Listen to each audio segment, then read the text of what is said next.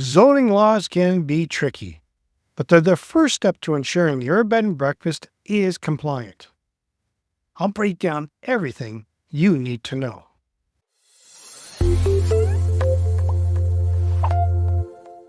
Hey there, amazing viewers. Enjoy our episodes? Don't just hover around, dive deeper. Hit that subscribe button like it's the key to a treasure chest of bed and breakfast knowledge, and ring that bell like you're summoning fun directly to your screen. Subscribe, ring, and let's keep your adventure rolling. Starting a bed and breakfast sounds exciting. Designing cozy rooms, welcoming guests, and becoming part of your local community.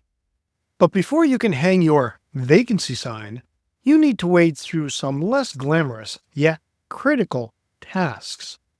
Licensing and zoning regulations. These rules ensure your B&B operates legally and safely, protecting both you and your guests. While it might feel overwhelming at first, understanding these regulations is a necessary part of the process. In this episode, I'll break down the key steps you need to take from understanding local zoning laws to acquiring the necessary permits and licenses.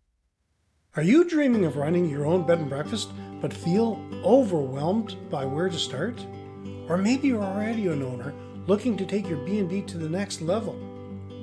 Welcome to the Mastering B&B Management, comprehensive guide to starting, running, and growing your bed and breakfast.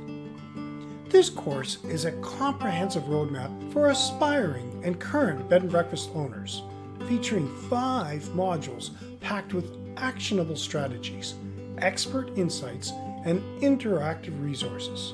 Click the link below to start your journey to bed and breakfast success and turn your dream into a reality. Don't wait. Your guests are already waiting for you. Before you invest time and money into transforming your property, you need to find out if your area allows B&Bs. Zoning laws vary depending on your location. Some areas might welcome a new bed and breakfast, while others have strict residential-only zoning that prohibits businesses from operating in homes. The first step is to contact your local government or town planning office. They will tell you whether your property is in an area where B&Bs are allowed.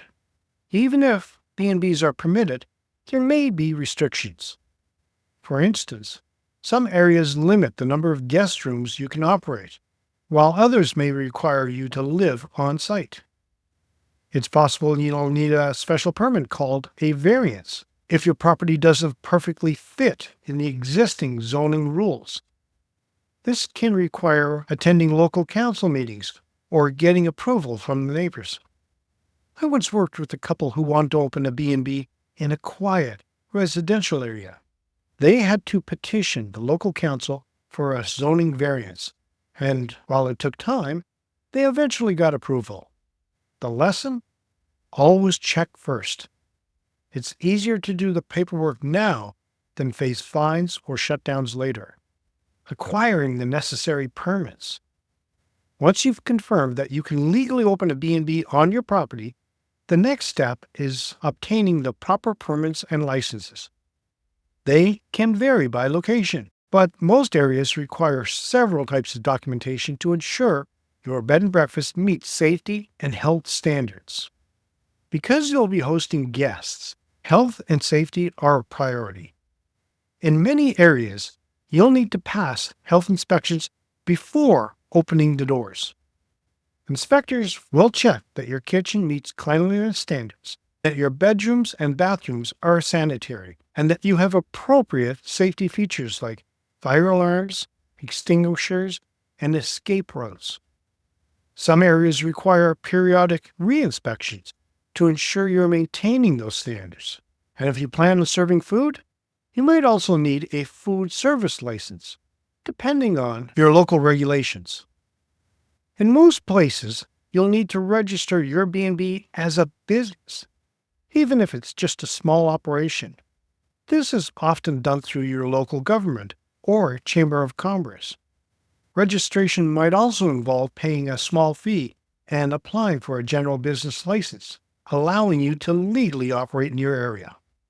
I once knew a bed and breakfast owner who didn't realize he needed a food and service license for offering cooked breakfasts. After a surprise inspection, he had to stop serving meals until he got the right paperwork in place. An expensive and stressful oversight. Fire safety regulations are a big deal when it comes to running a bed and breakfast. Because you're essentially running a small hotel, there are higher safety standards than for a regular home. These regulations might include smoke alarms. You'll need functioning smoke alarms in every room, especially guest rooms and hallways. Fire exits. Depending on the size of your property, you'll need to install emergency exit signs or provide escape routes. Extinguishers. Fire extinguishers should be easily accessible, and you may need to have them inspected regularly. These measures ensure your guests are safe and can leave your property quickly in an emergency. The costs of installing these safety features should be factored into your startup expenses.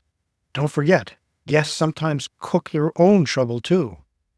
One owner told me how a guest set off a smoke alarm with a hairdryer, a good reason to double-check fire safety requirements. And think about accessibility regulations.